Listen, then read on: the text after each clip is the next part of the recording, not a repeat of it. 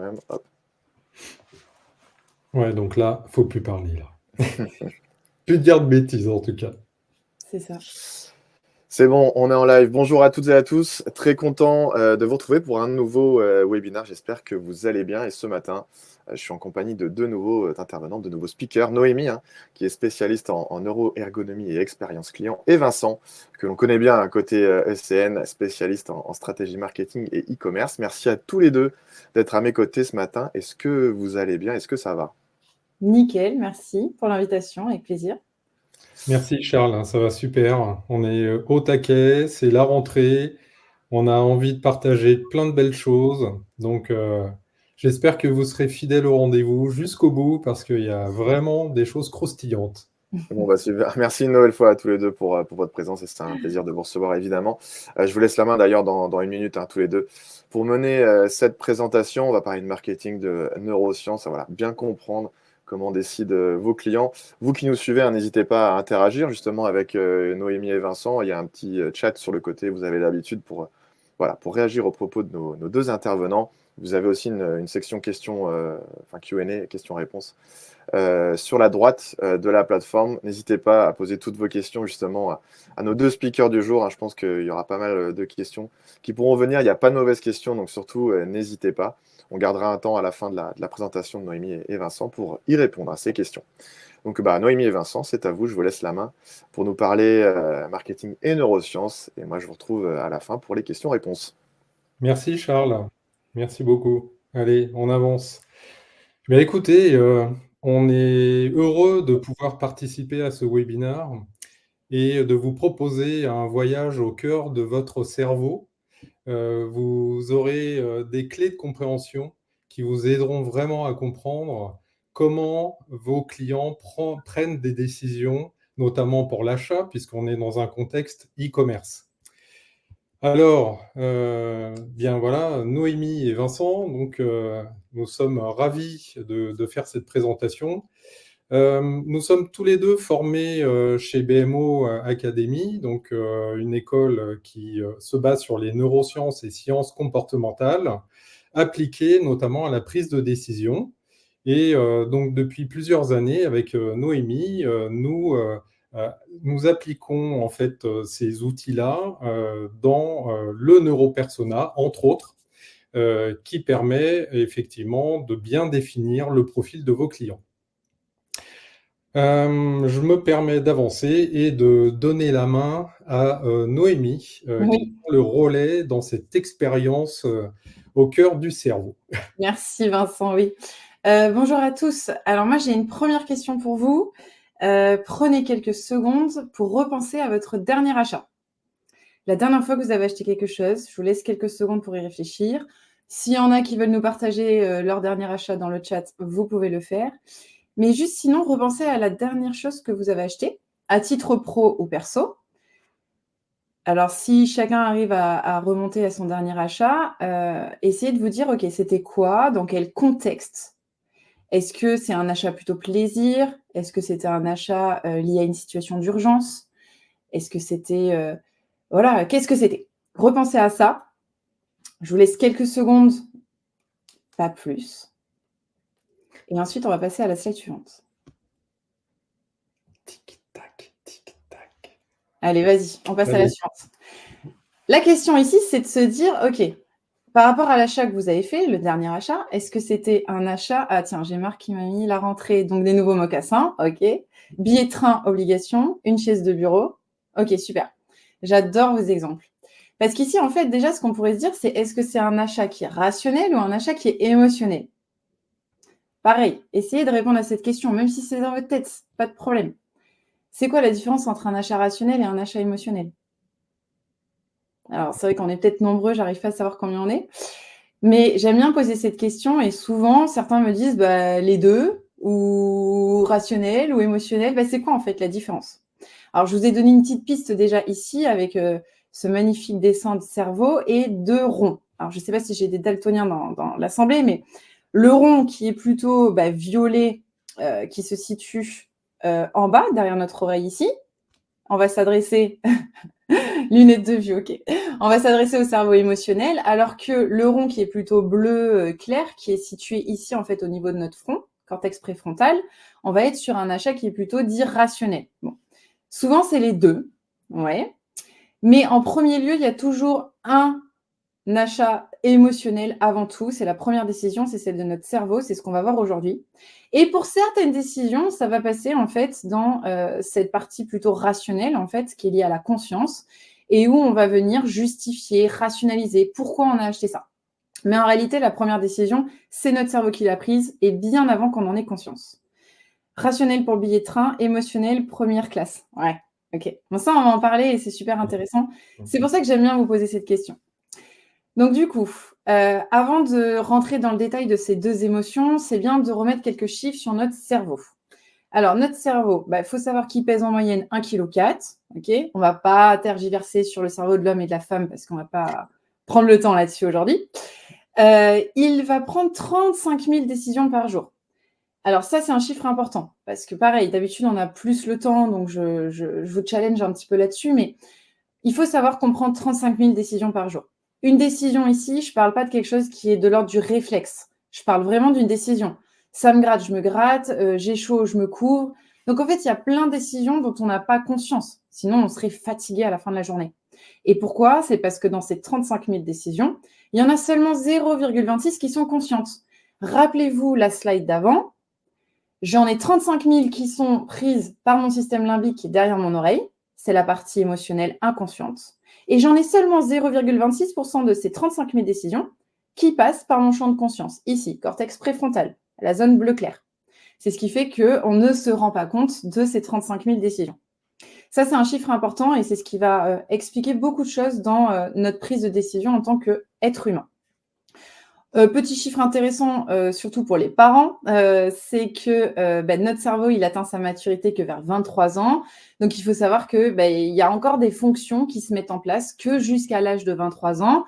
Souvent, c'est les fonctions liées à la gestion de nos émotions et à la notion du danger. C'est pour ça que souvent, les adolescents peuvent paraître des super adultes, mais péter un câble, on ne sait pas pourquoi. C'est parce qu'en fait, ce sont des fonctions qui se mettent en place tardivement ou qui peuvent faire des choses qui paraissent mais vraiment hyper dangereuses et que nous, on a beau leur dire en tant que parents, mais fais pas ça, c'est dangereux. En fait, oui, mais eux, ils n'ont pas encore cette fonction-là qui est bien active. À gauche plutôt, chiffre super important, notre cerveau, il a beau être tout petit, il consomme jusqu'à 20% de nos ressources énergétiques. Et ça, vous allez le voir, ça rentre en jeu derrière dans son envie constante d'économiser son énergie et donc d'être partisan du moindre effort. Voilà, c'est pas être feignant, c'est juste qu'on est programmé pour ça. Et enfin, un petit chiffre, c'est qu'on va réagir à un stimulus en seulement 0,23 secondes. C'est extrêmement rapide et vous allez le voir, c'est ce qui fait que quand on croise quelqu'un ou qu'on voit quelque chose sur un site web, en fait, on va réagir très très vite et c'est souvent associé, vous savez, à cette bonne première impression. OK pour ces quelques chiffres ? On avance. Donc, comment mon cerveau décide ? J'arrive, c'est moi. Là, je prends la décision de cliquer sur la slide d'après. Là, non, c'est très conscient, là. Tu as peut-être un raccourci, ouais. Donc, comment mon cerveau décide ? Nous, c'est ce qui nous intéresse aujourd'hui, d'accord ? Ça va nous servir énormément dans le marketing sur plein d'aspects. Comme l'a dit Vincent tout à l'heure, on va l'orienter aujourd'hui plutôt sur l'aspect cible client et donc on va parler de neuropersona. Et donc, comment notre cerveau décide ? Il y a cette fameuse première décision. Tu peux passer sur la slide. Donc, c'est ce que je vous expliquais tout à l'heure. En fait, on prend 35 000 décisions par jour. Elles sont pour la grande majorité, vous l'avez vu, inconscientes, prises par notre système limbique. Et là, on va aller regarder comment notre système limbique, notre cerveau émotionnel, prend cette fameuse première décision. On peut slider. Donc, il y a 4 grands éléments qui vont agir sur cette première décision. La première chose, c'est vos mémoires. On a tous, depuis notre petite enfance, et même il y a de l'héritage avec l'épigénétique, mais on a tous enregistré dans nos mémoires des choses liées de nos apprentissages, de nos vécus et de notre bien social et culturel. Pourquoi c'est important ? Parce que quand vous allez vivre une situation, tout de suite, votre cerveau, il va interroger ce qu'il a dans ses mémoires. Est-ce que je connais ça? Est-ce que j'ai déjà vécu? Est-ce que c'était bon ou pas pour moi? Et en fait, tout de suite, ça va teinter, si vous voulez, la prise de décision. J'y vais pas. Voilà. Donc, les mémoires ont un rôle crucial dans les expériences que l'on a en tant que consommateur ou personne, être vivant, dans les interactions qu'on a tous les jours. Le deuxième point, ça va être notre état physiologique du moment. C'est-à-dire là, à l'instant T, comment je me sens. Ça va être tous les capteurs internes. Notre cerveau, il va interroger, si vous voulez, nos capteurs internes et de se dire, bah là, aujourd'hui, je suis fatiguée. Donc forcément, faire quelque chose sera peut-être plus difficile que si je suis au top de ma forme. Ça, si vous voulez, ça va agir. Si vous verrez tout à l'heure dans les exemples que je vais vous donner, mais si j'ai très mal à la tête, bah, je vais aller plus facilement prendre un Doliprane, voyez, ou aller à la pharmacie pour chercher un Doliprane parce que là, tout de suite, je veux que cette situation s'arrête. Ok ? Bon, je vous donnerai d'autres exemples tout à l'heure. Ensuite, et ça va être super important, c'est vraiment cet apport des neurosciences qu'on a eu, notamment grâce à l'Académie BMO. C'est, si vous voulez, des neurohormones, neurotransmetteurs et hormones auxquelles notre cerveau est constamment en train d'équilibrer, si vous voulez, les quantités de neurotransmetteurs et d'hormones qu'il a. Et il va toujours aller chercher une situation qui lui permet justement de relever certains niveaux. Donc, on le verra, c'est ce qu'on va appeler la dose. Et à l'inverse, il va essayer d'éviter des situations qui vont nous amener du stress. Et donc, ils vont nous sécréter de la noradrénaline et du cortisol. Vous allez le voir, c'est un jeu d'équilibre. On a tous des stratégies différentes, d'où l'intérêt de bien savoir à qui on s'adresse, parce qu'on ne va pas aller chercher les mêmes choses dans nos comportements, si vous voulez, d'achat ou d'interaction. Donc, on va rentrer un peu dans ce détail parce que c'est important. Ce qu'on va appeler ici le stresseur, d'accord, c'est le fait que quand on est dans une situation de stress, notre cerveau va libérer soit de la noradrénaline, soit du cortisol, ou les deux. La noradrénaline, si vous voulez, elle est là pour préparer notre corps physiologiquement à se mettre en mouvement pour deux choses. Soit se mettre en mouvement pour aller combattre, ok, c'est souvent le coup de colère, le coup de gueule, voire malheureusement les gens qui viennent physiquement lutter. Soit, si vous voulez, ça va être pour prendre ses jambes à son cou et se mettre à courir pour fuir quelque chose. En fait, il ne faut pas oublier qu'on est des homo sapiens et qu'on est paramétré pour ça, pour survivre, et qu'à l'époque où on était chasseurs-cueilleurs et qu'il y avait une menace devant nous, notre cerveau, justement, il dégageait de la noradrénaline pour tout de suite préparer tous nos organes à pouvoir justement se mettre en mouvement. Le cortisol, il a un autre rôle. Il est là pour nous fournir l'énergie nécessaire à cette mise en mouvement.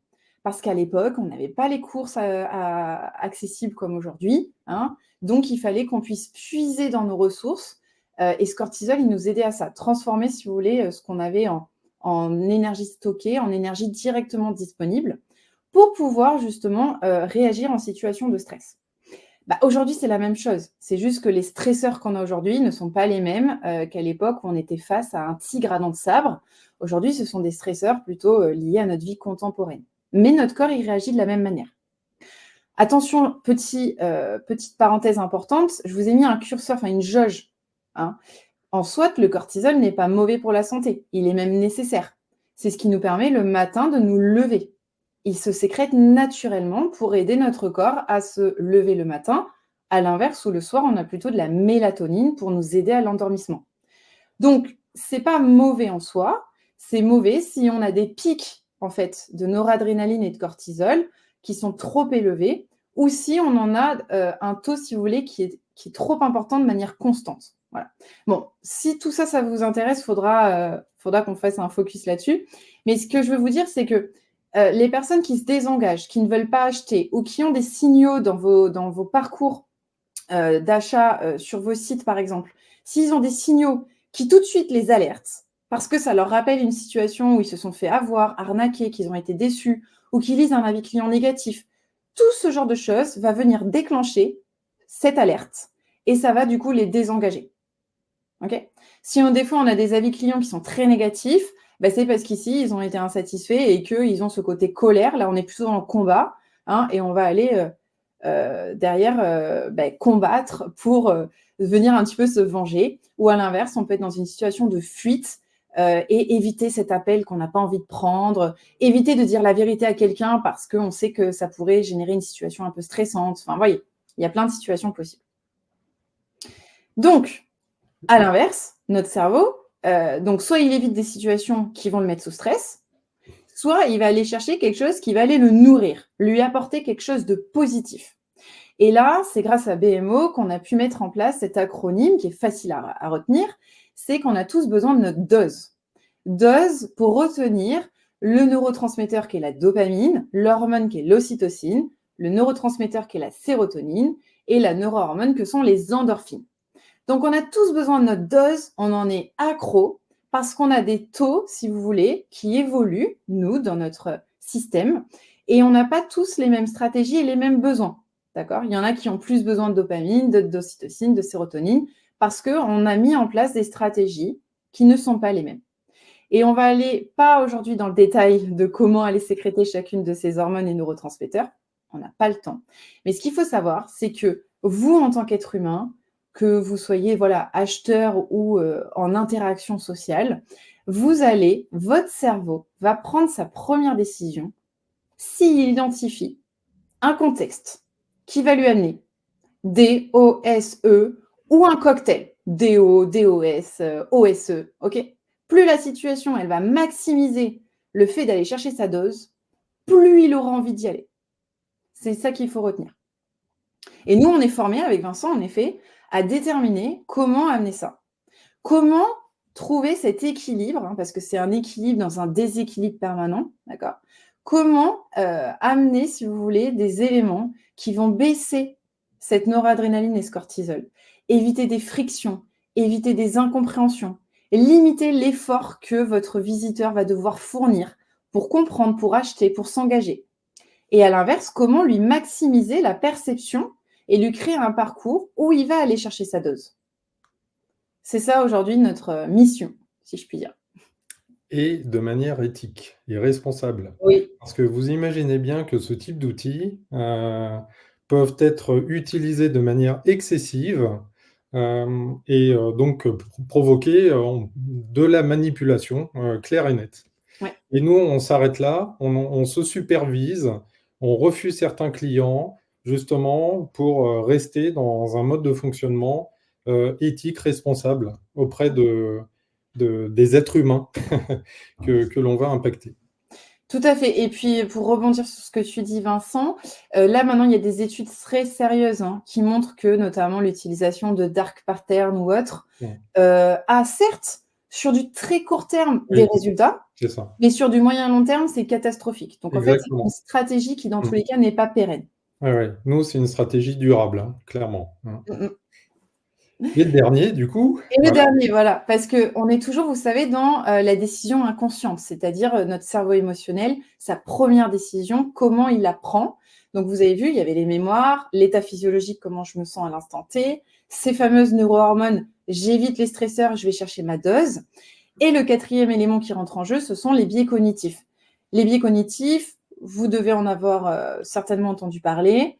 Ils sont là pour automatiser nos décisions, pour réduire notre consommation d'énergie. C'est-à-dire que si on va sur la slide suivante, peut-être que ce schéma-là, vous le connaissez, ce codex des biais cognitifs. Il en existe plus de 250. Ils ont été classés ici, c'est assez intéressant, si vous voulez, un peu par fonctionnalité. Notre cerveau, rappelez-vous, il consomme jusqu'à 20% de nos ressources énergétiques. Donc, il est programmé pour automatiser le plus de choses possible pour réduire cette consommation.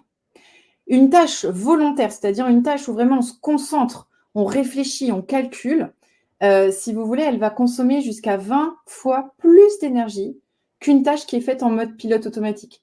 C'est pour ça qu'on n'aime pas changer souvent nos habitudes, ça nous demande de l'effort. Alors que nous, on aime bien suivre nos routines, là. On est habitué. Je fais ça, puis ça, puis ça. C'est pour ça, si vous voulez, que des fois, on va prendre certains raccourcis, on va avoir une réflexion qui est biaisée parce que on a déjà eu tel contexte ou telle situation, hop, et on fait des raccourcis. Donc, les biais cognitifs, c'est intéressant, surtout dans un monde où on est surchargé d'informations, mais attention, parce que ça vient forcément à un moment donné biaiser l'analyse et la décision qu'on pourrait prendre. Mais le biais n'est pas forcément négatif en soi, puisque c'est un automatisme Mm. qui va nous permettre de faire beaucoup plus de choses dans une journée. Si on n'avait pas ces automatismes-là, on ne ferait pas grand-chose, en fait, hein. Donc, c'est toujours une question d'équilibre, encore une fois. Tout à fait. Donc voilà, on a parlé de cette première décision avec ce cerveau émotionnel. La deuxième décision, comme je vous le disais en préambule, ce rond plutôt bleu clair, c'est donc dans notre cortex préfrontal, là où en fait on a la conscience. Et c'est nos 0,26% des 35 000 décisions qui passent par là et où là on va venir rationaliser. On va venir se dire oui, ça vaut le coup, voilà pourquoi je l'ai fait. Et c'est ce qui fait que des fois, cette analyse qui arrive dans un second temps, soit elle va dans le sens de notre décision initiale, et souvent c'est transparent, on ne s'en rend même pas compte qu'en fait il y a ces deux temps décisionnels, soit elle vient à l'encontre de la décision initiale de mon cerveau. Et vous savez, c'est ce petit débat intérieur que vous avez, ce petit conflit. Non, mais c'est pas raisonnable. Non, mais t'avais dit que t'arrêtais de faire ça. Allez, reprends-toi. Vous savez, là, quand vous êtes en train de négocier avec vous-même, en fait, vous êtes en train d'avoir votre deuxième temps décisionnel, cette décision consciente qui vient en concurrence avec la décision initiale. Voilà. Le fameux pot Nutella qu'il fallait arrêter de manger. Voilà. Bon, tous ces conflits, voilà, quand on se trouve une excuse pour pas faire du sport. Exactement. C'est qu'en fait, ton cerveau, à ce moment-là, te dit « Ah non, là, flemme le sport ». Alors pourtant, ta conscience te dit « Mais si, après, tu seras fier de toi, tu seras content, ça te fera du bien. » Ouais, mais c'est un dilemme. Voilà, c'est un dilemme. Mais en fait, c'est toujours très compliqué. Le sport, c'est un très bon exemple parce qu'on a rarement envie de s'y mettre, de se mettre en tenue et d'aller surtout à l'hiver sortir et aller courir.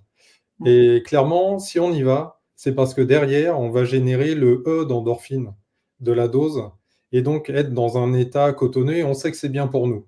Donc c'est ça, en fait, la motivation. Je vais juste faire un petit point, c'est que dans un contexte B2B, on sera plus sur de la conscientisation de la prise de décision, puisqu'on est dans un cadre objectivé, cadré, où on doit rendre des comptes, alors que dans un contexte B2C, on sera plus sur les émotions, donc l'achat de vêtements, de choses parfois même inutiles, hein, clairement, mais sur un coup de cœur, une envie comme ça. Ouais. Tout à fait. Tout à fait, tout à fait. Du coup, là, je vous propose maintenant de prendre quelques exemples pour venir étayer ce qu'on s'est dit jusque-là. 22 minutes, ouais, on va accélérer un petit peu. Allez, slide suivante. Je vais vous donner des exemples d'achats suite à un stresseur, c'est-à-dire un élément justement qui vous a amené du stress et où vous cherchez à ne plus revivre cette situation de stress. Donc là, par exemple, ces exemples que vous avez sous les yeux, il en reste un, Vincent, c'est par exemple la dame qui a un petit, vous voyez, bouton, un petit bouton, c'est une solution de téléassistance d'un client d'ailleurs qu'on a accompagné. L'idée ici, c'est quoi? C'est qu'un jour, vous êtes appelé par un hôpital pour vous annoncer que votre maman, elle a eu un accident. Et en fait, là, pour vous, c'est le drame. Vous dites, mais plus jamais je veux que ça se reproduise et ne pas savoir ou que ma maman ne soit pas prise en charge si elle a un problème. Bon, il existe des solutions. Souvent, je peux vous dire que 48 heures après, la personne, elle est équipée. Achat suite à une situation de stress. La machine à laver, c'est un exemple qui peut revêtir plusieurs formes. C'est-à-dire que soit vous n'avez plus de machine à laver et famille de 4 enfants, waouh, je ne vais pas pouvoir m'amuser à aller au lavomatique. Donc là, c'est vraiment un achat situation de stress dans l'urgence.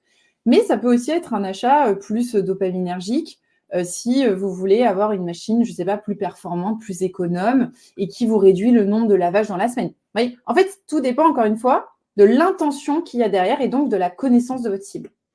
Les alarmes de sécurité. Soit vous connaissez quelqu'un qui s'est fait cambrioler, votre voisin, soit vous avez entendu à la radio, et souvent c'est avant l'été, comme de par hasard, avant les vacances, que 85% des cambriolages ont lieu l'été pendant que vous n'êtes pas là. Bon, là, qu'est-ce que vous faites? Vous équipez votre maison parce que vous ne voulez pas, votre cerveau anticipe le fait de perdre vos biens personnels, etc. Et donc, c'est un achat soit lié à un incident stressant, soit pour anticiper quelque chose qui pourrait vous stresser. Je prends l'exemple du chien parce que moi, maintenant, je flippe quand je vais à la campagne et que des chiens me sautent dessus. Donc, je me suis équipée d'une petite manette qui envoie des ultrasons inoffensifs pour les chiens. Mais du coup, je ne veux plus vivre cette situation de stress alors qu'avant, je n'avais pas peur des chiens. Le Doliprane, je vous en ai déjà parlé. Voilà, achat ou en tout cas comportement qui vise à enlever une situation dans laquelle je ne suis pas bien. Mmh. OK ? Ensuite, je vais vous donner des exemples plutôt liés à de l'achat qui va amener de la dopamine. Donc souvent, ce qui est lié à de la satisfaction du plaisir. Bon, bien sûr, l'iPhone, vous savez que pendant des heures, des personnes peuvent faire la queue devant le magasin pour aller chercher le dernier modèle. Donc ça, c'est vraiment un achat lié à la recherche de nouveautés, parce qu'on va aller sécréter de la dopamine. Ensuite, on a l'exemple d'un mobilier ici, vous voyez, qui est en réduction, en promotion. Alors, on pourrait même analyser vraiment la partie fiche, produit, toutes les informations qui sont mises à disposition. Mais là, il faut se dire qu'on est plutôt sur un achat qui va optimiser mes ressources parce qu'il est actuellement en promotion. Et ça tombe bien parce que j'avais flashé dessus et que j'ai besoin de renouveler mon mobilier. Ensuite, on va prendre l'exemple, par exemple, le saut en parachute. Saut en parachute, on est sur une expérience qui va être très stressante pour le coup, mais où les gens qui le font, c'est parce qu'ils ont envie de vivre ça une fois dans leur vie, d'atteindre cet objectif, vous voyez. Donc là, c'est un équilibre parce qu'en fait, notre corps, il va aussi sécréter beaucoup de stresseurs, beaucoup de noradrénaline et de cortisol. Mais en face, dans la balance, l'anticipation de la dopamine est tellement forte, voire aussi de la sérotonine, cet ego, que j'y vais. Ensuite, ça, c'est un exemple, par exemple, faut que j'arrête de dire par exemple, c'est une solution pour se réhydrater et du coup aller mieux. Bon, mais là, on est sur la satisfaction de nos états physiologiques. Bon, après, je vous ai mis Vinted, optimisation des ressources, achat écologique, l'alcool. L'alcool, ça sécrète beaucoup de dopamine. L'aspirateur robot, je gagne du temps, ma maison se nettoie, je ne suis pas là. Et la cigarette, ça fait partie des drogues. Bon, je vous ai mis ici des exemples. L'idée, c'est toujours de se dire, mon visiteur, mon client, pourquoi il achète? Qu'est-ce que ça lui apporte? Voilà. Des exemples, il y en a pléthore. C'est pour que vous compreniez qu'ici, on est plutôt sur une intention qui était de dopamine. L'ocytocine, d'autres exemples, ça va être tout ce qui est lié, vas-y, tu peux défiler, le fait par exemple, d'être avec Team for the Planet, reverser une partie de son CA, contribuer à une cause, comme les Restos du Cœur. Le massage, c'est parce qu'on est sur du contact physique, donc ça sécrète énormément d'ocytocine. Donc les gens qui se font masser souvent, ils vont pas dire « Ah ouais, c'est parce que ça me libère beaucoup d'ocytocine ». En fait, c'est ce qui se passe, c'est ce qu'on va chercher. C'est pour ça qu'on aime faire des câlins avec les gens qui nous sont proches, parce qu'on va chercher cette ocytocine, comme le fait de passer des moments conviviaux dans des restaurants, comme le fait, tu peux acheter une marque que j'aime énormément qui s'appelle Tajine Banane. Il y a plein de choses derrière cette marque, plein d'engagements. Puis il y a aussi le fait de pouvoir faire des petits binômes comme ça de vêtements et derrière, ça amène cette ocytocine. Le fait de contribuer à une cause comme la lutte contre le cancer du sein. Voilà, c'est ça, le fait d'aller à Disneyland ou au Puy du Fou, d'aller partager des expériences qui sont conviviales, familiales et plein de souvenirs quoi derrière. Tout ça, ce sont vous voyez, des budgets différents, mais ça reste la recherche derrière d'aller augmenter notre jauge d'ocytocine. Ensuite, on va passer plutôt sur des exemples d'achats qui vont aller nourrir, vous savez, le S de la dose, plutôt l'aspect sérotonine. Souvent, ce sont des achats qui nous permettent de nous revendiquer. Je vous prends l'exemple de la Rolex. Il n'y a pas de Rolex, mais par exemple, c'est les gens qui achètent des Rolex, souvent, c'est quand même pour revendiquer soit une classe sociale, soit une certaine rémunération, l'appartenance à un groupe où je me revendique. Ensuite, on va avoir l'exemple de ceux qui peut-être font du trail et qui aiment porter du Patagonia, pour plein de raisons. Parce que Patagonia, derrière, il y a des engagements par rapport à la qualité des matériaux, par rapport au type de personnes qui achètent du Patagonia, tout simplement. Je vous ai donné l'exemple de Juste Paris, mais il y a plein d'autres marques qui font ça. Vous pouvez avoir des diagnostics. Vous répondez à des petits questionnaires qui fait que vraiment, on s'adresse à vous en tant que personne et on va aller vous proposer la solution sur mesure pour répondre à vos besoins. Vous sentez derrière cette sérotonine-là, le fait que vraiment, on me parle à moi et ça sera pour moi, vous voyez, cet ego derrière. Donc ça, ce sont des stratégies vraiment très efficaces de personnaliser en fait la qualification et ce que vous allez proposer à vos clients. Je vous ai donné l'exemple d'un restaurant haute gastronomie parce que voilà, pareil, c'est une façon aussi de se revendiquer, de pouvoir de temps en temps s'offrir un restaurant haut de gamme. Je vous ai mis une image d'un tatouage. Pourquoi ? Les personnes, pareil, qui sont tatouées, extrêmement tatouées, c'est pour revendiquer aussi quelque chose. Et après, on a un exemple d'une voiture d'une voiture de luxe, de sport. Je ne sais pas comment la qualifier. En gros, ici, il y a plein de gens qui achètent pour aller nourrir leur ego. Voilà. Ça peut être des achats de petits budgets comme des achats de gros budgets. Mais ça, c'est super important de réfléchir à travers cet achat, qu'est-ce que la personne revendique d'elle-même? C'est super important. Nous, c'est ce qu'on va systématiquement chercher. Enfin, on va plutôt regarder la partie endorphine, ce qu'on va appeler souvent des achats qui nous apportent de l'apaisement. En fait, il faut savoir que les endorphines, elles permettent d'activer ce qu'on va appeler notre système nerveux autonome parasympathique. En gros, c'est l'inverse du stresseur. C'est le retour au calme. C'est le fait qu'à la fin, on se sent dans le coton, on est bien. Je vous ai mis l'exemple d'Haroun. Haroun, c'est un humoriste que j'aime beaucoup. Je ne sais pas si certains le connaissent. En tout cas, je vous invite à aller voir ses spectacles. Donc, en gros, quand on rit un bon coup, presque en avoir mal au ventre, derrière, notre cerveau sécrète des endorphines. On se sent super bien. Le sport, comme le disait Vincent tout à l'heure, le sport sécrète énormément de choses au niveau de la dose. Au même titre que tous les exemples que je vous donne, je vous ai mis la lettre dominante, mais le spectacle, on y va souvent avec des amis ou la famille, donc ça amène aussi de l'ocytocine. En fait, chaque chose qu'on fait, c'est un cocktail de la dose. C'est juste que je vous ai mis des exemples qui vont quand même aller plus jouer sur une hormone ou un neurotransmetteur. Donc là, ici, on a le sport, on a le fait de contempler quelque chose qui nous paraît beau pour nous, on a le fait de se mettre dans des bulles, je ne sais pas si vous connaissez ça, c'est des bulles de flottaison, qui peuvent justement nous amener cet état de bien-être, de calme. Et je vous ai mis l'exemple de la méditation avec Petit Bambou. Ces exemples concrets, ils sont là pour vous montrer que on achète ou on ne vit une expérience jamais par hasard. C'est parce qu'on va aller chercher derrière un cocktail au niveau de cette dose ou éviter une situation aversive. Et nous, notre travail, c'est d'aller plus loin que le persona classique où en fait, on ne sait pas tout ça. On ne sait pas ce que la personne elle a envie d'aller vivre, ce qu'elle veut aller chercher au niveau de sa dose ou éviter au niveau d'une situation de stress. Et nous, c'est ça qu'on va chercher dans nos études et nos qualifications avec Vincent. Bon, on avait donné quelques exemples sur les billets, mais je pense qu'on va passer parce que le temps défile. Mais rapidement, en 2 mots, ouais. Vous savez qu'il y a des billets qui jouent énormément aussi dans nos décisions d'achat, dans nos prises de décision, d'accord ? Il y a un billet qui est très connu comme le billet d'association. Nespresso, ils ont vendu du café haut de gamme alors que ça reste du café, d'accord ? Parce qu'ils ont joué sur le billet d'association avec George Clooney. Ici, en fait, on va venir faire un achat parce qu'on s'identifie aussi à travers George Clooney qui incarne la marque. Voilà, c'est un exemple. Il y a les billets de la preuve sociale, vous devez les connaître.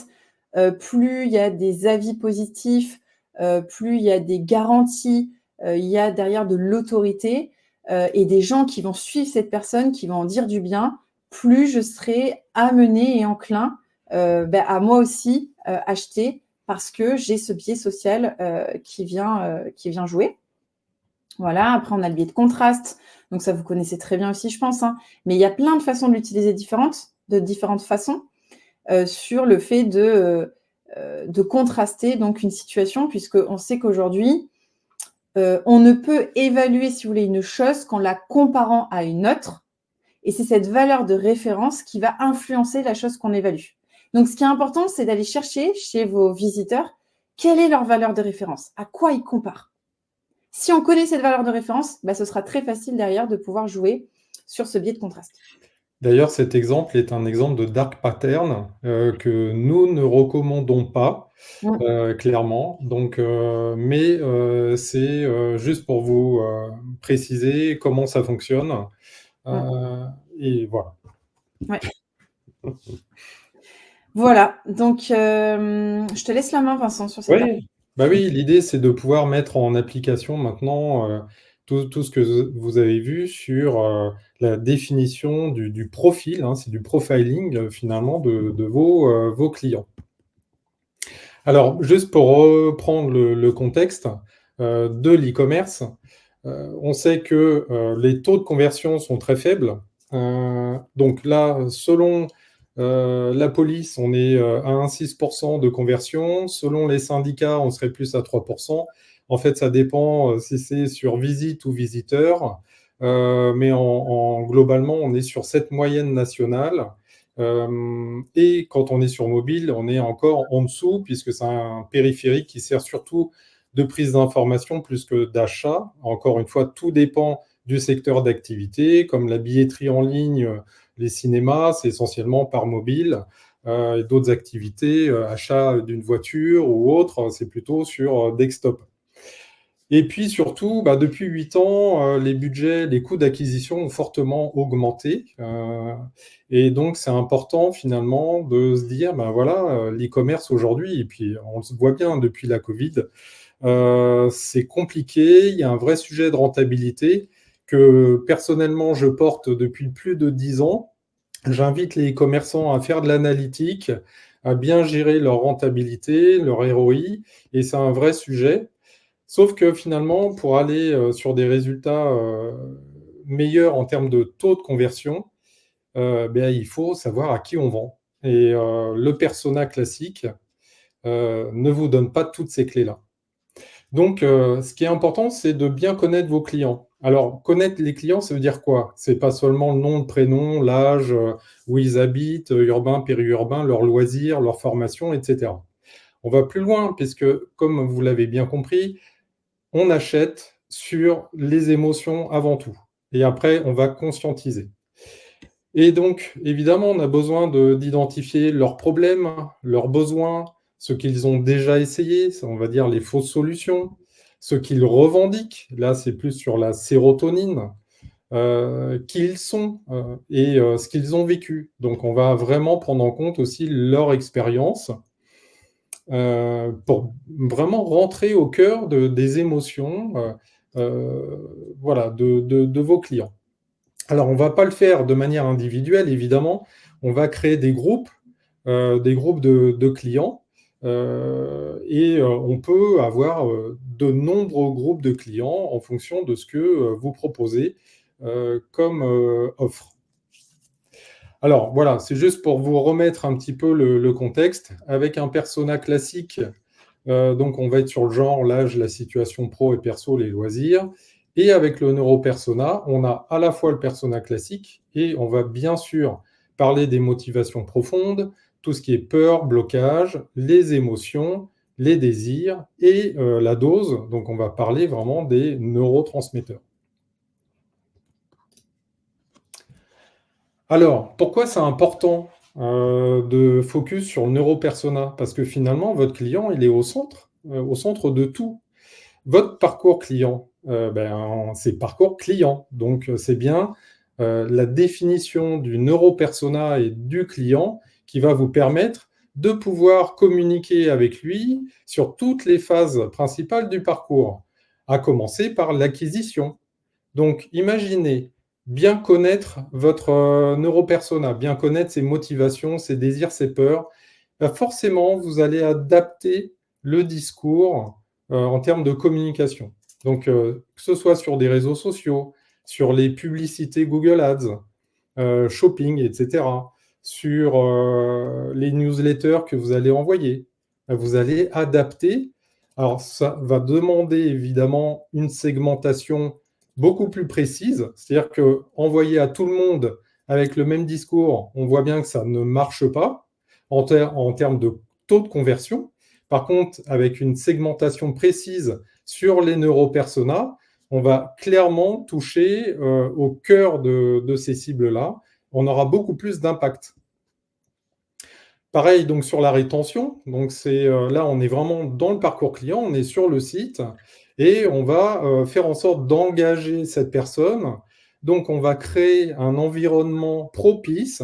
L'environnement du site, ce sera sur les couleurs, sur le discours qui sera tenu, sur les images. Est-ce qu'il se projette? Est-ce qu'il se projette dans ces images-là? Est-ce que l'environnement est propice? Est-ce qu'on a toutes les conditions juridiques de navigation, d'ergonomie, du X pour satisfaire ce persona dans sa navigation? Donc, on a évidemment la conversion avec les contenus persuasifs et surtout la qualité du parcours. Et puis, évidemment, la fidélisation qui est un petit peu, qui a été très longtemps l'enfant pauvre des e-commerçants et qui, aujourd'hui, heureusement, reprend un peu le lead, notamment avec le marketing automation l'IA aussi qui vient pas mal aider. Mais cela dit, on confie souvent à des IA de faire des segmentations qui ne sont pas basées forcément sur les neuropersonas, sur la connaissance client, mais sur leurs usages d'achat. Donc, c'est pas forcément non plus très pertinent au final. On loupe, en tout cas, pas mal d'achats de conversion. Voilà, donc nous, on intervient finalement avec ce neuropersona sur ces 4 étapes du parcours. Alors, ce qui est important aussi de savoir, c'est que lorsqu'on fait un neuropersona, comme là, peut-être, vous avez vécu cette expérience déjà personnellement de se dire « Ah oui, ça y est, je viens de comprendre certaines choses à titre personnel », mais aussi par rapport à vos clients. Mais ce qui est assez intéressant au niveau de l'entreprise, c'est que nous, on rentre toujours par cette petite porte du neuropersona, auprès souvent des équipes marketing, et ils se rendent compte que finalement, le call center pourrait en avoir besoin, que les commerciaux sur le terrain, dans un contexte B2B, pourraient aussi avoir besoin du neuropersona, et que finalement, toute l'entreprise, mieux elle connaît le neuropersona, et plus elle sera efficace dans les outils de communication, les offres qu'elle va créer, et même la compréhension interne au sein de l'entreprise. Alors là, je vous propose en fait, alors je ne sais pas si ça va être très visible pour vous, mais l'idée, c'est pas de rentrer dans le détail, c'est juste quelques slides en fait qui vous présentent le livrable que l'on va remettre sur un neuropersona. Donc en général, on a un livrable qui fait une quinzaine, vingtaine de pages. Donc là, on est sur un cas client d'un e-commerçant français qui vend du matelas. On avait défini donc 3 neuropersonas, les jeunes étudiants, plutôt mères de famille, et le retraité. Donc là, on a l'exemple d'un retraité, donc c'est Jean-Pierre, et en fait, on va travailler sur à la fois sa journée type, ça veut dire à quel moment il sera plus propice pour aller acheter le matelas, ou en tout cas se renseigner et acheter. Donc ça, c'est important qu'on comprenne sa journée type. Ensuite, on va aborder tout ce qui va être problème. Donc ses échecs, ses frustrations, ses freins, ses peurs. Alors derrière, vous voyez, il y a des phrases claires. Hein, c'est par exemple déçu de ses précédents achats, c'était inconfortable ou c'est peu durable. Des marques qui ne respectent pas les engagements annoncés. Mais derrière, il y a tout un travail en fait de connaissance du persona, et la dose, donc les neurohormones, viennent renforcer et confirmer finalement tout ce qu'on peut vous dire là. Là, on est sur de la synthèse sur les slides, et en fait, on a des recherches qui sont plus complètes que ça. Si je peux juste compléter, Vincent. Oui. En fait, pour obtenir ces résultats, on a une enquête client qui a été envoyée, un questionnaire, et on a réalisé des interviews. Voilà. En fait, en fonction des données d'entrée qu'on a, forcément, on peut aller plus ou moins loin. Et ça, c'est ce qu'on décide en fait avec le client quand on accompagne. Et là, c'est vrai qu'il y a quelques photos. Je ne sais pas si on va pouvoir, niveau timing, rentrer dans le détail de tout. Oui, je vois, le temps passe très vite. Donc voilà, l'idée, c'était de vous présenter quelques slides. Alors là, ce qui est intéressant, c'est que grâce à notre travail, on peut vous dire aussi les couleurs par rapport à l'environnement qui sont propices sur le site, le type de visuel, mais aussi la sémantique à utiliser, donc des mots à utiliser et d'autres à ne pas utiliser. Et puis, bien sûr, on arrive sur le profil neuroscientifique, donc là, les déclencheurs de la dose, justement, sur ces éléments-là. Donc, c'est quand même très riche en termes de connaissances. Voilà, donc nous, là, on vous a parlé du neuropersona. Donc, ça représente en fait cette première étape de connaissance du client pour améliorer le parcours complet. Derrière, on va vous proposer évidemment aussi des audits UX ou neuroergonomie où on va reprendre votre site, les pages principales ou le parcours d'achat, et on va vous dire là, on déclenche la dopamine, mais par contre là, on déclenche trop de cortisol, et donc on vous propose de faire des modifications. Donc là, on a un regard neuroscientifique, comportemental sur le parcours. On va pouvoir vous proposer des maquettes que l'on fait surtout sur Figma et de la data comportementale, puisqu'on est certifié vous voyez, sur tous les outils principaux en termes de data. Donc, on connaît bien les plateformes e-commerce aussi. Bon, moi, ça fait personnellement 20 ans que j'œuvre dans l'e-commerce, donc je connais bien le sujet. C'est clair. Pour les résultats et bénéfices pour vous, ben, c'est plus de transactions de vos clients, c'est plus de leads dans le cas d'un contexte B2B, c'est plus d'engagement de votre audience, c'est plus d'avis clients positifs, et vous savez à quel point c'est important. On pourrait faire une présentation rien que sur les avis, il y a de quoi faire. Et puis ROI, rentabilité, bah forcément, vous avez gagné sur les coûts d'acquisition, puisque les performances de conversion seront meilleures. Donc, les campagnes ads seront plus performantes sur vos landing pages. C'est moins d'abandon panier, c'est meilleure marge. Enfin, bon, vous avez compris, tout va dans le bon sens. C'est aussi voilà, 240 projets fructueux. On en a mis quelques-uns que vous pourrez retrouver sur Luciole Agency. On n'est pas que dans l'e-commerce, hein, on a d'autres activités diverses et variées.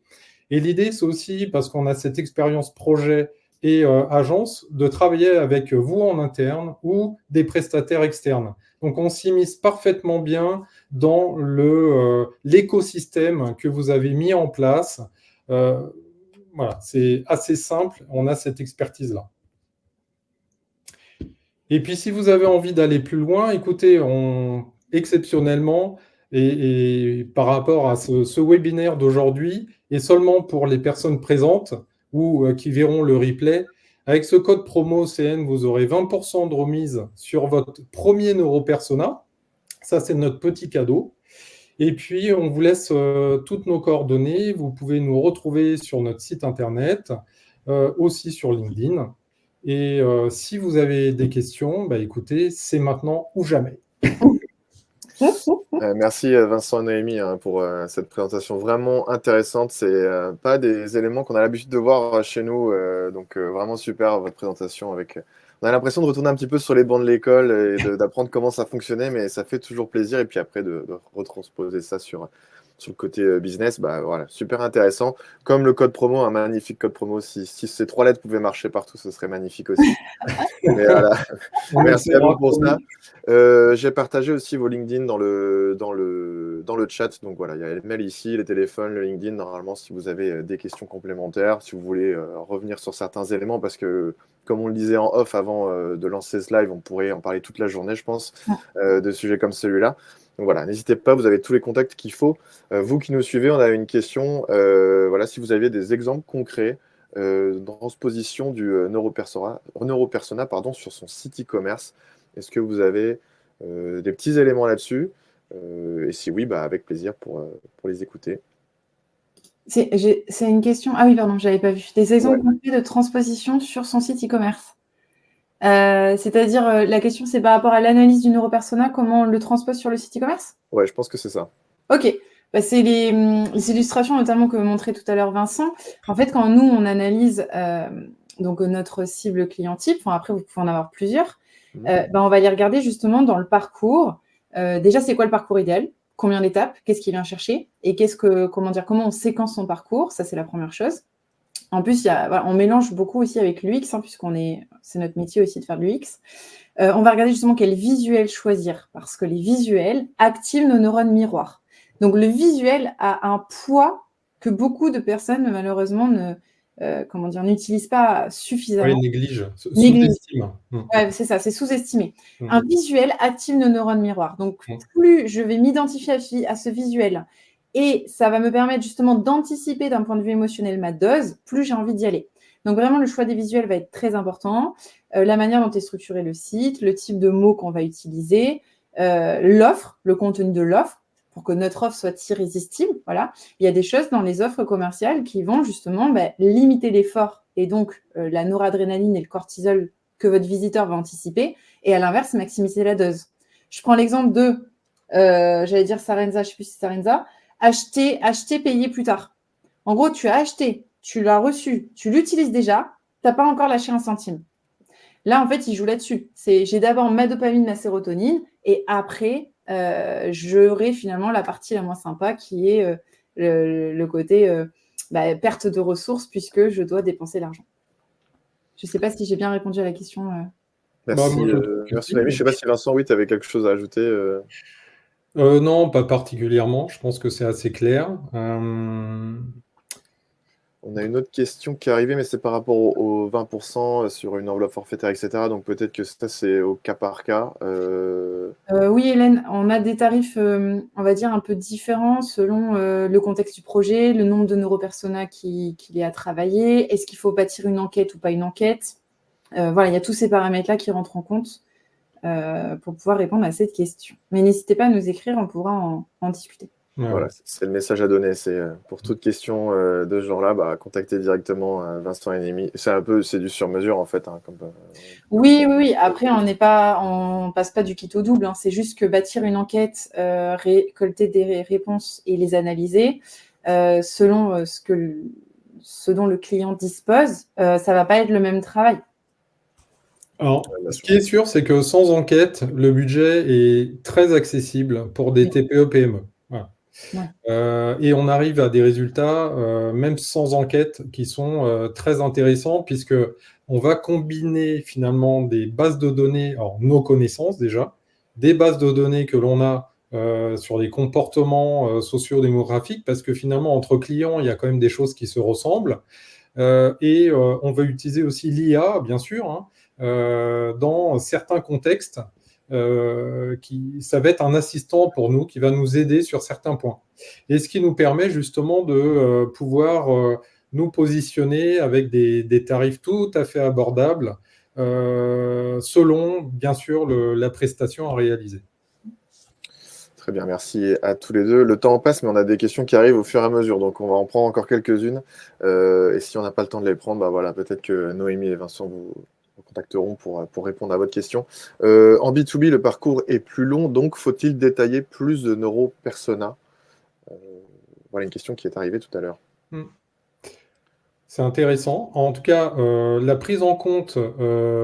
Alors, la différence du B2B, c'est qu'on aura probablement des interlocuteurs différents et on aura du contact physique. C'est-à-dire qu'on va avoir un call center, on va avoir un commercial qui va échanger.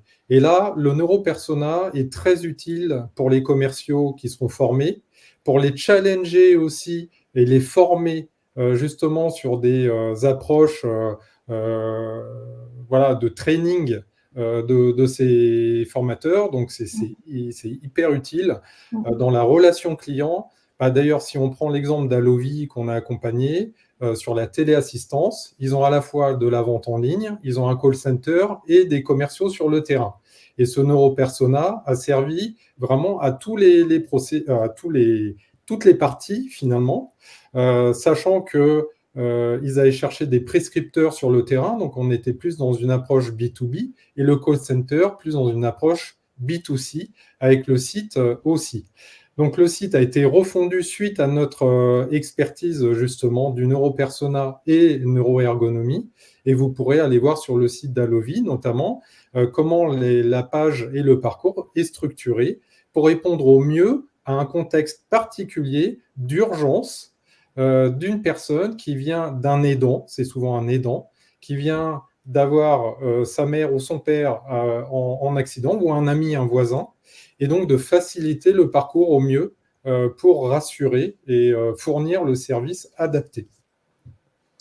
Top, merci Vincent pour ta réponse. Il y a d'autres questions qui sont arrivées. On va parler du paiement maintenant, si jamais vous avez des éléments là-dessus. Quelle marge de manœuvre a-t-on pour améliorer la partie paiement checkout en utilisant le neuropersona, qui est tout de même le paiement, donc un moment assez contraint? Est-ce que vous avez des éléments là-dessus? Ouais. En fait, comme pour, on va dire, toute phase, c'est juste que celle-ci, en effet, elle est un peu plus difficile. Pourquoi elle est plus dure, cette phase de paiement? Parce que c'est là où on va demander à la personne, finalement, d'engager ses ressources, donc de mettre de l'effort.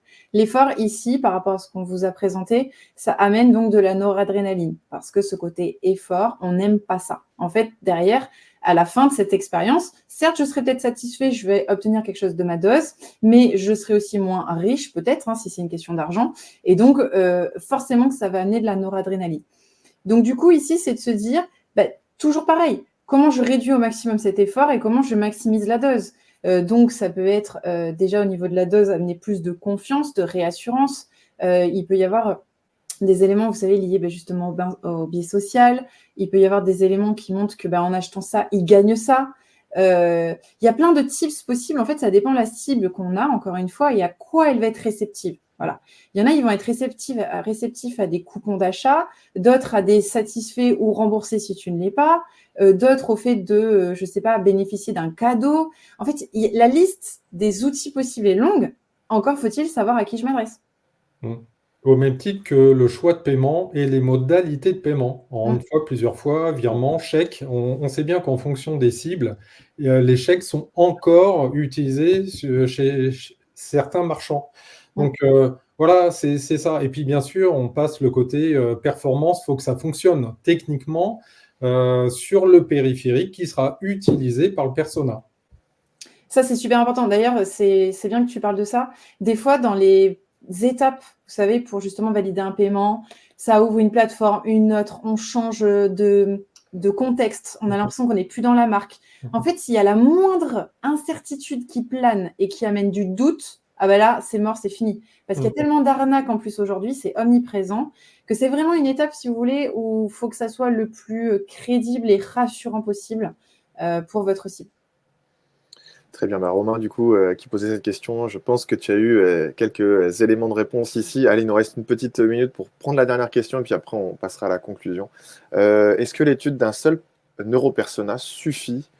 Je suis sûr que vous allez dire ça dépend, mais voilà, est-ce que vous avez des éléments là-dessus aussi? En fait, déjà, ça serait un seul parmi combien, bon, première chose. Après, moi, j'ai toujours appris que si on s'adresse à tout le monde, on s'adresse à personne. Voilà. Et d'ailleurs, je vais citer un exemple que j'aime beaucoup, issu toujours de cette académie BMO, mais c'est important qu'on la mette en valeur, hein, sinon on ne serait pas là aujourd'hui. C'est comme si tu prends un chalumeau pour faire un trou dans une plaque.